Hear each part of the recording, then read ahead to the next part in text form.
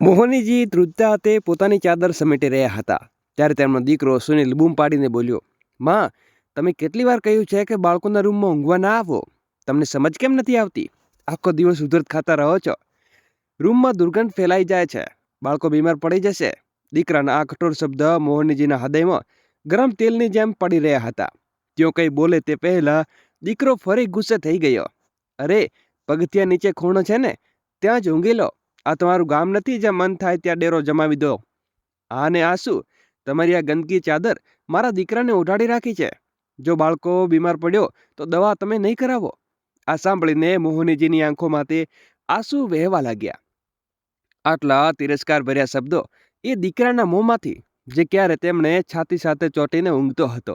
પણ દીકરાના શબ્દો હજી પૂરા નહોતા થયા કે વહુ સુમનનો અવાજ આવ્યો અને આ ઘા વધુ ઊંડો કરી દીધો.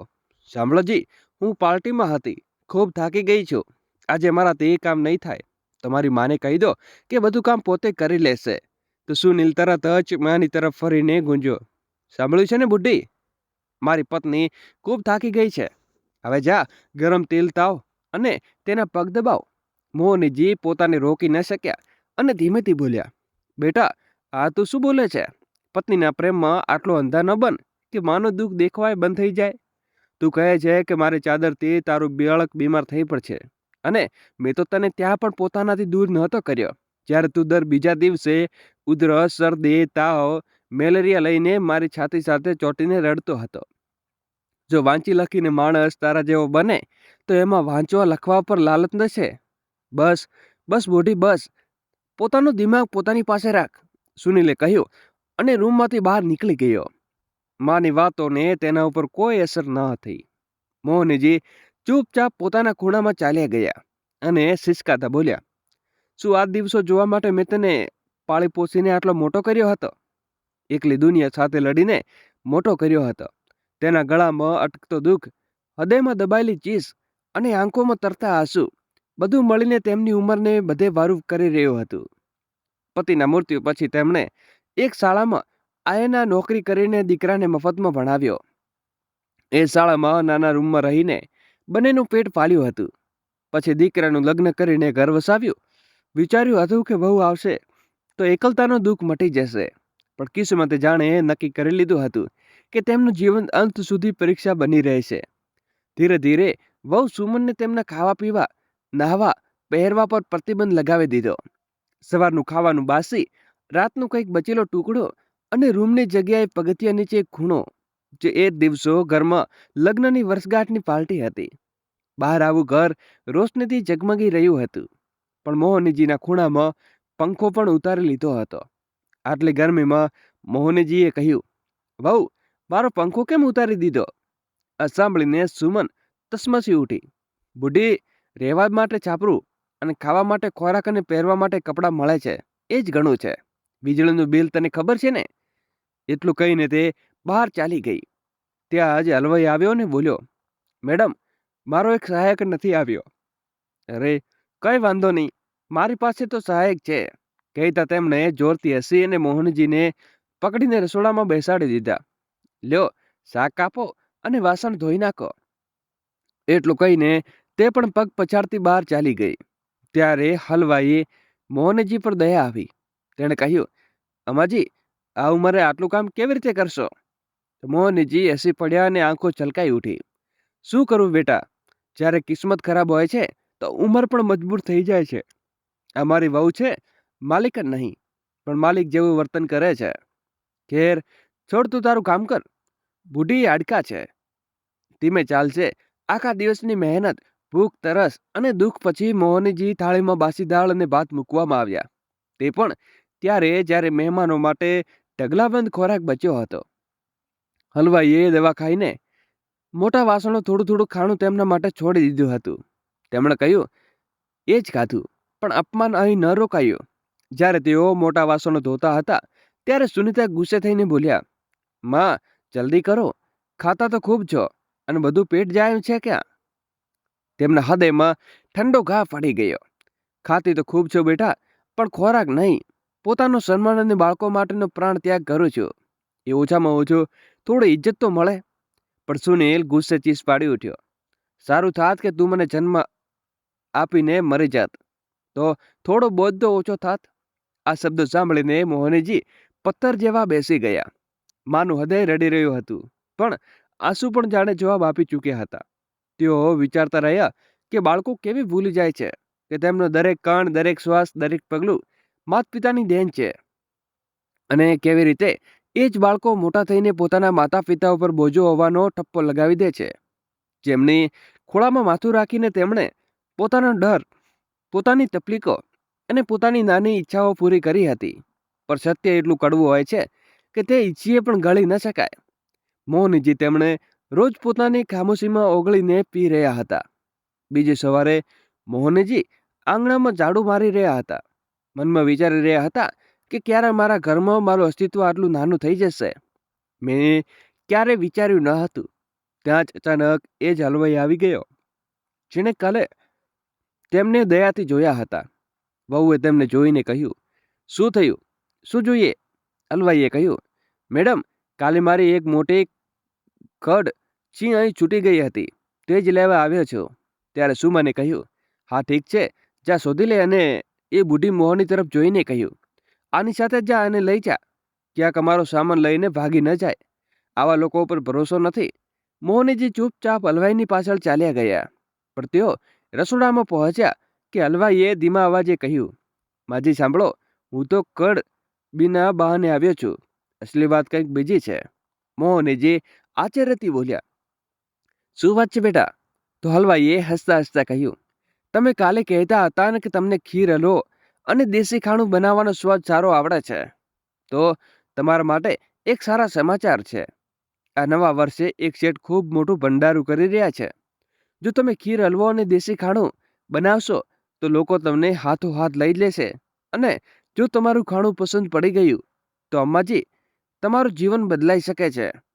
મોહનજી ડરતા ડરતા બોલ્યા, પણ બેટા, હું અહીંથી નીકળી પણ કેવી રીતે?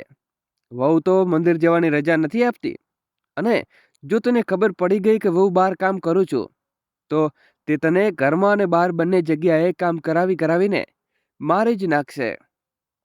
હલવાઈએ તેમની આંખોમાં સીધું જોઈને કહ્યું, અમ્માજી, તારા મારા કૌશલ્ય છે, અને કૌશલ્ય ક્યારેય છુપાઈ નથી રહેતું. જો ઈચ્છો તો મંદિરે જવાનું બહાનું બનાવીને નીકળી જાઓ. આવો મોકો રોજ નથી મળતો. અને યાદ રાખજો, આ કોઈ નાનો મોટો શેઠ નથી. પછી તેણે ખિસ્સામાંથી કાગળ કાઢ્યો અને કહ્યું, આ મારો નંબર છે, વિચારી લો. હા કેવું મન થાય તો એક કોલ કરી લેજો. હલવાઈ ચાલ્યો ગયો, પણ તેના શબ્દો મોહનજીના હૃદયમાં ઊંડે સુધી ઉતરી ગયા હતા. પહેલી વાર તેમને લાગ્યું કે શું મારા જીવનમાં પણ ક્યારે કોઈ બદલાવ આવી શકે છે?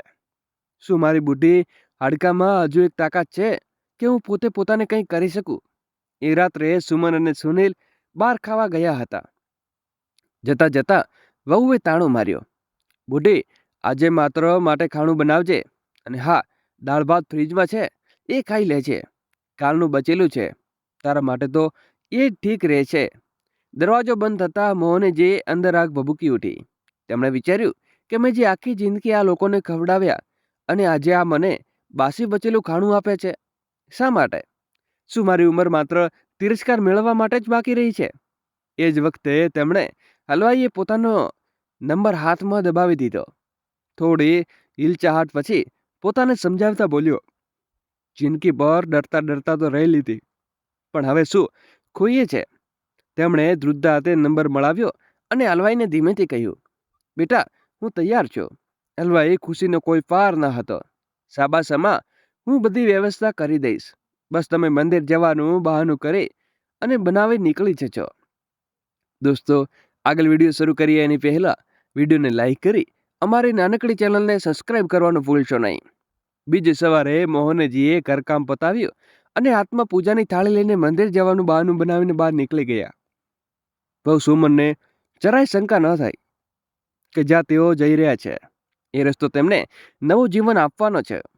પહેલા દિવસે મોહનજીએ હલવાઈ સાથે મળીને એક મોટા શેઠના ઘરે ખીર બનાવી. ખીર એટલી સ્વાદિષ્ટ હતી કે ઘરની સ્ત્રીઓએ કહ્યું કે ભાઈ સાહેબ, આ કોણે બનાવી છે? હાથ તો જાણે સોનાના છે. કેટલાક દિવસમાં શહેરમાં તેનું નામ ફેલાવા લાગ્યું. કોઈના ઘરે પૂજા, કોઈના ઘરે ભંડારું, દરેક જગ્યાએ મોહનજીનો બોલાવો આવવા લાગ્યો.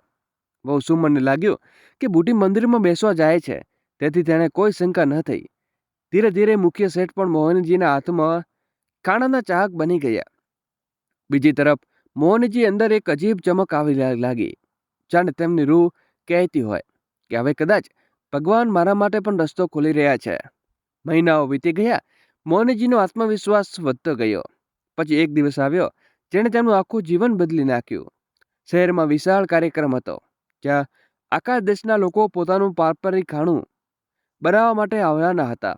અને વિજિતાને 1 લાખ હલવાઈએ ખબર આપી, અમ્મા, તમારું નામ પણ મેં લીધું છે, તમે તૈયાર રહેજો. મોહનજીના હૃદયમાં થોડો ડર હતો, પણ તેમાં વધુ આશા હતી. તેમણે ધીમેથી કહ્યું, હા બેટા, હવે મારે પોતાને સાબિત કરવું છે. કાર્યક્રમની તારીખ આવી અને મોહનજી પહેલીવાર ઘરથી આટલે દૂર આટલી મોટી દુનિયામાં ઊભા હતા. પોતાના કૌશલ્ય, પોતાના દુઃખ અને ભગવાન પર ભરોસો સાથે. હોલ એટલો મોટો હતો કે તેની છત સુધી નજર નથી જવી મુશ્કેલ લાગતી હતી. ચારે બાજુ દેશભરમાંથી આવેલા લોકો. કોઈનો પોશાક ચમકતો હતો, કોઈના હાથમાં મોટા મોટા વાસણો હતા, કોઈના સ્ટોન સજી ગયો હતો, કોઈ પોતાના સહાયકોને હુકમ ચલાવતો હતો. પણ આ બધાની વચ્ચે એક ખૂણે ઊભા હતા તે સફેદ સાડી, હળવા ધ્રુજતા હાથ અને કપાળ ઉપર ચિંતાની લીટીઓ લઈને મોહનજી. ટોળામાં તેણે જેવી એક સામાન્ય વૃદ્ધ થાકેલી સ્ત્રી કોઈ ધ્યાનથી નહોતું જોતું, પણ તેમનું મન દોડી રહ્યું હતું કે હું એ સાચે જ અહીં ઊભા રહેવા લાયક છું. શું મારા હાથનો સ્વાદ કોઈને પસંદ પડશે? શું ભગવાન સાચે જ મારી મદદ કરશે? હોલની વચ્ચે મોટી સ્ક્રીન હતી, જેના ઉપર દરેક સ્પર્ધાનું નામ ચમકતું હતું. ત્યાં અચાનક હલવાઈ દોડતો આવ્યો. અમ્મા, તમારો સ્ટોલ નંબર 15 સામેની લાઈનમાં છે, જલ્દી ચાલો, ટોલું વધવા લાગ્યું છે. મોહનજી ગભરાતા બોલ્યા, બેટા, આટલા બધા લોકો, મને તો કંઈ સમજાતું નથી.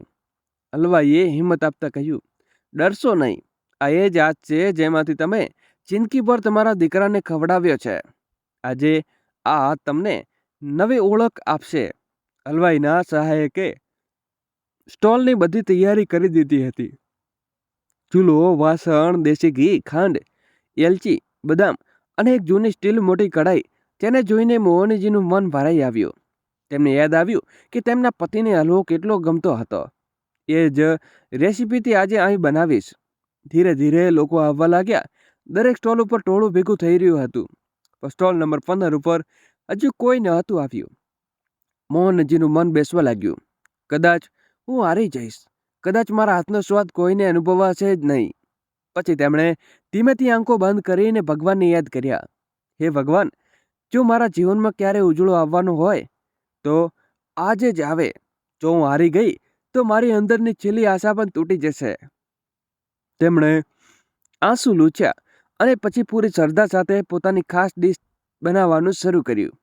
માવા નારિયેળનો હળવો, જે તેમના પતિ અને તેમના દીકરા સુનિતનો સૌથી પ્રિય હતો. જેવી હલવાની સુગંધ હવામાં ફેલાઈ કે સ્ટોલની આસપાસ લોકો પગ થંભી ગયા. એક બાળકે કહ્યું, મમ્મી, અહીંની ખૂબ સારી સુગંધ આવે છે, ચાલો અહીં ચાલીએ. અને થોડી જ વારમાં લાંબી કતાર લાગી ગઈ. લોકો ચાખી રહ્યા હતા કે એકદમ એ જ સ્વાદ બોલી રહ્યા હતા, વાહ, આ તો ઘર જેવો સ્વાદ છે, કોણે બનાવ્યો છે? મોહનજી શરમાતા બોલ્યા, બેટા, મેં બનાવ્યો છે. હાથ થોડા જૂના છે પણ ઈરાદો નવો છે. ત્યાં એક દંપતીએ કહ્યું, માજી, તમે તો પ્રોફેશનલ કુક કરતાં સારા છો. તમે તમારા હાથનું ખાણું અમારા ઘરમાં ફંક્શનમાં બનાવી દઈશું.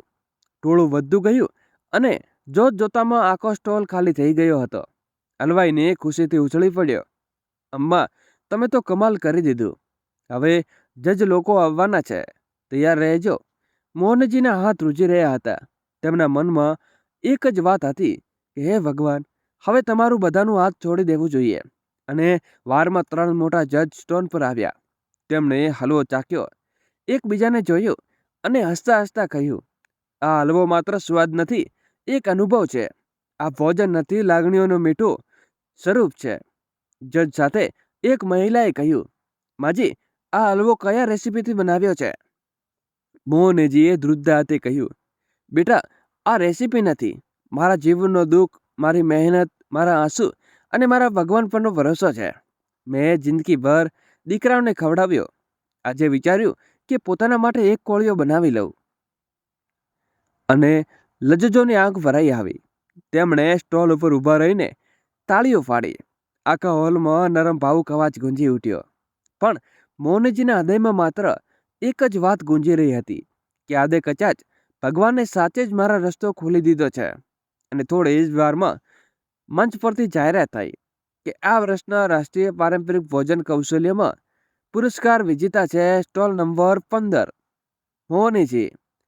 આખા હોલમાં તાળીઓનો ગડગડાટ થઈ ગયો. હલવાઈ ખુશીથી રેડી પડ્યો અને જજો વિજેતા ટ્રોફી તેમના હાથમાં મૂકી. પછી 1 લાખનો ચેક પણ સોંપ્યો. ટોળું તેમના પગે લાગવા લાગ્યું. માજી, આશીર્વાદ આપો. તમારી મહેનતે અમારો આંખો ખોલી દીધી. તેમનું મંચ પરથી ઉતર્યા પછી તેમના મનમાં સૌથી મોટો ડર હતો કે જ્યારે ઘરે જઈને ખબર પડી તો દીકરો વહુ મને તો મારી જ નાખશે. તેઓ એ જ વિચારી રહ્યા હતા કે અચાનક તેમનું જોયું કે તેમનો દીકરો ને વહુ સામે જ ઊભા હતા. મોહનજી એકદમ ડરી ગયા કે હવે શું કરું? આ લોકો તો મને ઘરમાં પણ ઘૂસવા નહીં દે. ત્યાં જ લોકોનો અવાજ આવવા લાગ્યો. ભગવાન, ઘરે દેન છે પણ અંધેરી નહીં. દરેક વૃદ્ધ માને આવી હિંમત મળે. ચારે બાજુથી આ સાંભળીને સુનિલ અને ગમન બંનેના ચહેરા ઉપર શરમ, ડર અને પછતાવાની લીટીઓ ઊંડી થવા લાગી હતી. અને હલવાઈએ ત્યાં ઊભેલા બધા લોકોને આ સત્ય જણાવી દીધું કે આ બંને તેમનો દીકરો ને વહુ છે. આ લોકો તેમના પર થૂ થૂ કરવા લાગ્યા.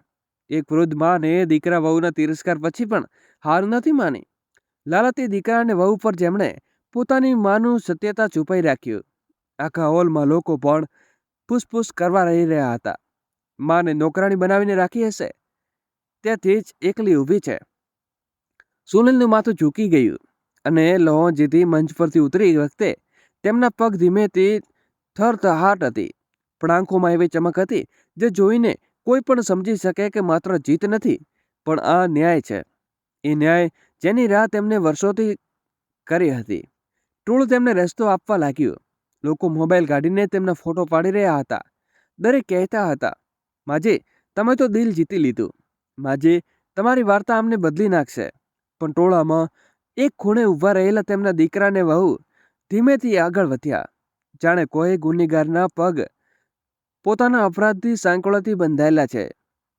રમોજીએ ટોળાની વચ્ચે ઊભા રહ્યા અને રોકી હાથમાં ચહેરા ઉપર સાદગી અને આંખોમાં એ જ મજબૂતી કે તિરસ્કારની ભાવના હતી જે આગમાંથી નીકળીને આવે છે. જેવા સુનિલ તેમની પાસે પહોંચ્યા કે તેઓ ગળો ભરાઈ આવ્યો. માં, મોહનજીએ પાછળ ફરીને જોયું તો સુનિલ ઘૂંટણીએ પડી ગયો. માં, તમે માફ કરી દો. હું ખૂબ ખરાબ દીકરો છું. હું તમારી સાથે જે કર્યું તે હું જિંદગીભર નહીં ભૂલી શકું. અને હું ત્યાં જ બેઠેલો પુરસ્કાર લેતી જોઈ રહ્યો હતો અને મારી દરેક ભૂલની સજા મળતી દેખાઈ હતી. સુમલ પણ કટોકટીથી કરવડા લાગી. માજી, અમારી ભૂલ થઈ ગઈ છે. ખૂબ મોટી ભૂલ છે. અમે પોતાની દુનિયામાં આટલા ખોવાઈ ગયા હતા કે તમને માણસ સમજી ન શક્યા. ટોળામાં સન્નાટો છવાઈ ગયો.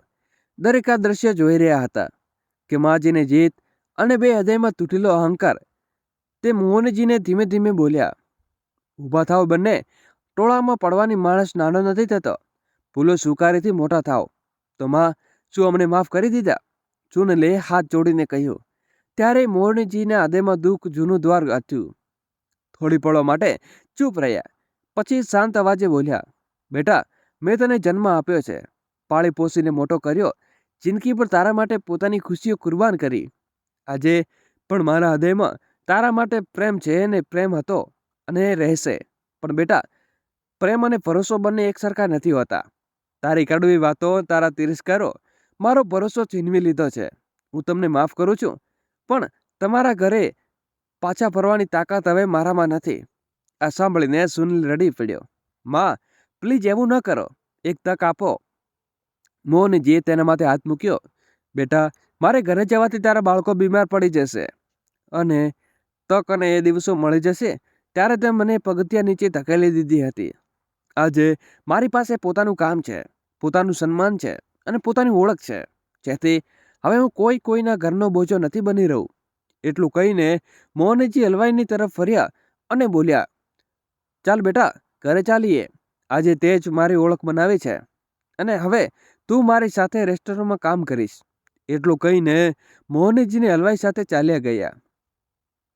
દીકરો બહુ તેમને જતા જોતા જઈ રહ્યા હતા. ત્યાં ટોળામાં ફરી અવાજ ગુંજી ઉઠ્યો, જુઓ માની જીત. બધાની વાતો સાંભળીને મોહનજીના મનમાં એક વાત ગુંજી ઉઠી, તે જિંદગી બદલવામાં વખત નથી લાગતો, માત્ર હિંમત જોઈએ છે. તો મિત્રો, મા બાપ ક્યારેય બોજ નથી હોતા, એ તો આપણો અહંકાર હોય છે. જે બાળકો માતા પિતાને ત્યાગીને ભૂલી જાય છે, તે ગમે તે કેટલી અમીર બની જાય પણ દિલથી ગરીબ રહી જાય છે. આને કહેવાય નાનો તિરસ્કાર, અને તેમનો આત્માને કોરી ખાય છે. તો મિત્રો, આ વાર્તા તમને કેવી લાગી કમેન્ટ કરીને જરૂરથી જણાવજો. જો વાર્તા સારી લાગી હોય તો વિડીયોને લાઈક કરી અને ચેનલને સબસ્ક્રાઈબ કરી દેજો અને વિડીયોને શેર કરજો. મિત્રો, જય શ્રી કૃષ્ણ, રાધે રાધે. ફરી મળીશું નવા વિડીયો સાથે. ત્યાં સુધી બધાને જય શ્રી કૃષ્ણ.